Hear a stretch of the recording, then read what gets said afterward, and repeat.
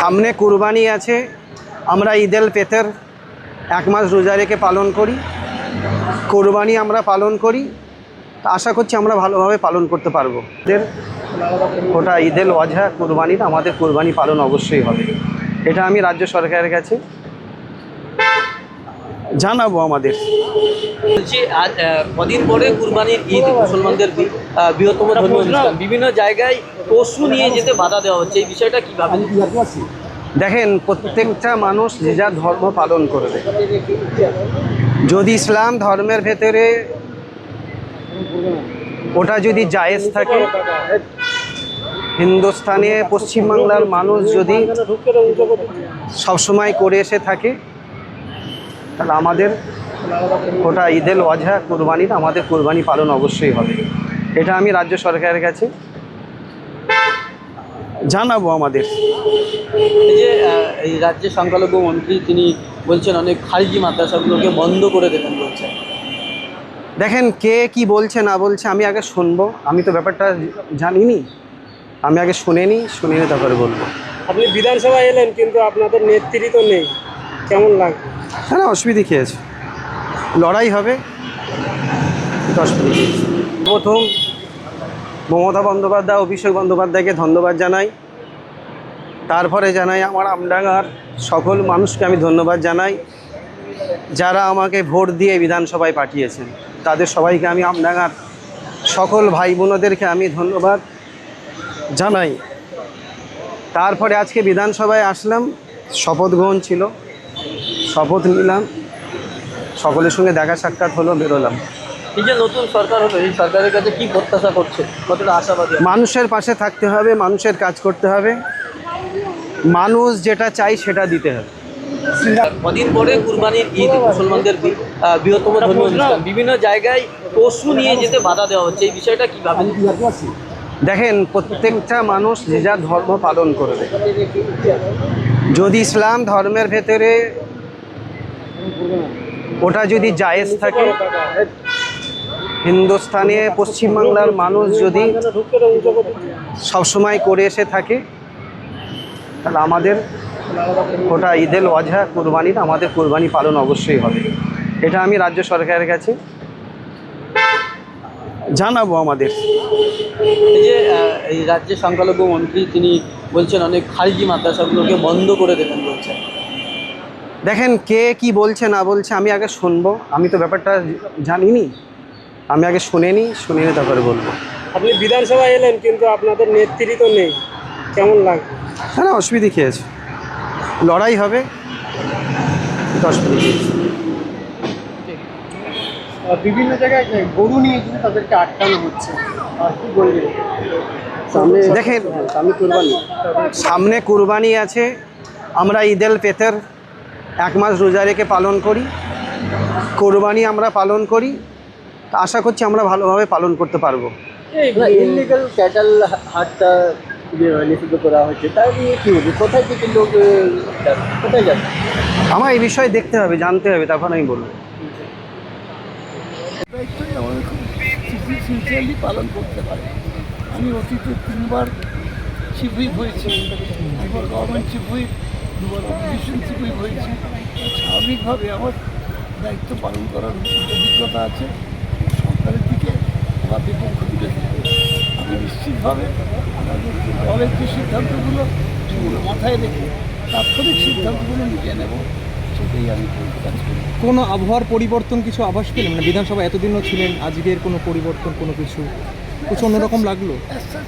সেটা একটা মানসিকভাবে তো হতেই পারে যে আমরা 15 বছর ক্ষমতায় রইলাম, আবার বিরোধী দল আসছি, তাতে কিন্তু মানসিকভাবে অনেকে আমি ভেঙে পড়ার মানুষ না। আমার দীর্ঘদিন আমার প্রায় 29 বছর কমপ্লিট হয়ে গেল এই বিধানসভা, আর টানা 29 বছর হয়ে গেল। আর আমার মনোভাব পাল্টানোর কোনো অসুবিধা নেই। অনেক হয়তো দুঃখ পেয়েছে বা কষ্ট পেয়েছে, কিন্তু সেটা তো করার নেই। এই মুহূর্তে স্পিকারের সঙ্গে কথা হয়েছে থাকার পর আজকে যে বিরোধী দলনেতা হিসাবে কঠিন লড়াই হবে না? কতটা লড়াইটা কঠিন হবে কি হবে না সেটা অনেকটা নির্ভর করে শাসক দলের উপরে। কারণ এই বিধানসভাটাকে চালাবার দায়িত্ব কিন্তু শাসক দলের। শাসক দলের ভূমিকার উপর একটা নির্ভর করে। তারা যদি জনবিরোধী কোনো কাজ করে, জনবিরোধী কোনো কথা বলেন বা জনবিরোধী কাজ করে থাকেন অতীতে, সেগুলি সঙ্গে উঠবেই বিধানসভা, তখন বিধানসভা উত্তাল হবে। করার নেই। এটা তো আরো চ্যালেঞ্জ বেড়ে গেল। হ্যাঁ, আরে বিধানসভা কখনো এরিয়া হতে পারে না। স্বাভাবিকভাবেই সেখানেতে কিছু উত্তেজনা হবে, কখনো শান্তিও থাকবে, লোকে বলবার সুযোগ পাবে। আমরা চাইব বলবার সুযোগ কোনো পাবো না। বিজেপি বলছে যে বিরোধীদের এবার প্রাধান্য বেশি দেওয়া হবে, তাদের বলতে দেওয়ার সুযোগ দেবে, কারণ আমরা যখন বিরোধী ছিলাম তখন আমাদেরকে সাসপেন্ড করা হতো। এ ব্যাপারে কোনো কিছু তারা মানে নিয়ম বহির্ভূত কাজ করলেন এখনো হতে হবে, এরকম কোনো ব্যাপার নেই যিনি স্পিকার থাকবেন এবং এখানে আমরা নিয়ম বহির্ভূত কাজ করবো আর আমার বসে থাকবো, এটা হবে বলে আমার মনে হয় না। তো কথা বলার কাজ করার মধ্যে অনেক পার্থক্য, যেটা সি হোয়াট হ্যাপেন্স। বিধানসভা আসার আগে দলনেত্রীর থেকে কোনো বার্তা বা কোনো কিছু সবসময় নিচ্ছি আজকের জন্য কি? এবং ইতিমধ্যে আপনাদের পক্ষ থেকে যে প্যাটার্ন মিটিং গঠন করা হয়েছে, এতটা কোনোরকম মনে হয় পরাজয় তো নয়, সঠিকভাবে বলতে গেলে এটা পরাজয় নয়, এটা হচ্ছে জোর করে কেড়ে নেওয়া। মমতা ব্যানার্জির কাউন্টিংটা দেখলেই তো বোঝা যায় জিত করছিলেন। আজকে কিছু লোক দিকে বলে আমাদের কাউন্টিং এজেন্টকে নিয়ে বাচ্চা করে চালবেলা করে বাইরে ফেলে দিয়ে তারপরে এক গাদা লোক দিকে বললো ভেতরে, তারপরে সেখান থেকে মমতা বন্দ্যোপাধ্যায় ছুটে গেলে সিআরপিএফ থেকে বার করে দিল। এটা তো নির্বাচন, এটা গণতান্ত্রিক ব্যবস্থা নয়। শেষ একটা প্রশ্ন করব, যে এখনো পর্যন্ত সরকারের তরফ থেকে যেসব কাজ নেওয়া হয়েছে বা যে পদক্ষেপ নেওয়া হয়েছে, আপনি কি বলবেন সেই বিষয়ে? মানে হেলমেট আজকে দিয়ে বলেছে হেলমেট ছাড়া বাইক চলা যাবে না বা এরকম কিছু এগুলো আগেও ছিল, নতুন কোনো আর চলে নিয়ম করা এবং নিয়মকে পালন করা দুটোর মধ্যে পার্থক্য আছে। কিছু সিদ্ধান্তের কথা বলা এবং সেটা পালন করা দুটোর মধ্যে পার্থক্য আছে। এটা যেগুলো বলছে সেগুলো কতটা বাস্তবে রূপায়িত হচ্ছে। স্পিকারের সঙ্গে কোনো কথা হয়েছে? এই মুহূর্তে পুরনো সতীর্থ পুরনো সতীর্থ কেমন লাগছে তাপস রায়কে স্পিকার পদে দেখে, পুরনো সতীর্থ হিসেবে? সেই আসুক তাকেই আমার ভালো লাগে এবং কোনো কথা নেই যে কাউকে আমার অপছন্দের আছে, যে কোনো দলই আছে না, তাদের রাজনীতি যে আসলে তাকেই পছন্দ করে তাকে সমর্থ অনেক দিনের দীর্ঘদিনের পরিচিত সহকর্মী। কি মনে করছেন? खूब भालो बहुत अच्छा लगा मेरे को, और मेरा एक सपना था जो विधानसभा आने का, वो पूरा हुआ आज। और बोलिए आपका जो আপনার যেই কেন্দ্র থেকে আপনি আসেন তাদের উদ্দেশ্যে কি দিবেন, বার্তা দেবেন? সরি, যে বিধানসভা থেকে আপনি আসছেন যাদের প্রতিনিধিত্ব করার জন্য বিধানসভা, দেখেন আমার মানুষজন, হরিশচন্দ্রের মানুষজনকে বলতে চাইছি যে কোনো টেনশন নিতে হবে না, আমি আছি, গরিবের বন্ধু। আমি আগে গরিবের বন্ধু, পরে এমএলএ, সব মিলেমিশে থাকবে, এটা আমার সব ই করা আছে।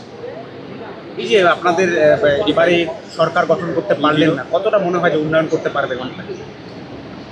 আমি মনে করি যে ভালো উন্নয়ন হবে, সরকার না পারলেও মানে আমরা কোশিশ করবো যে উন্নয়ন ভালো হবে আর মিলেজুলে কাজ হবে। অনুভূতিটা কেমন আজকে প্রথমবার বিধানসভায়? জি, অনুভূতিটা কেমন রাজ্য বিধানসভায়? খুব ভালো, খুব ভালো, খুব ভালো।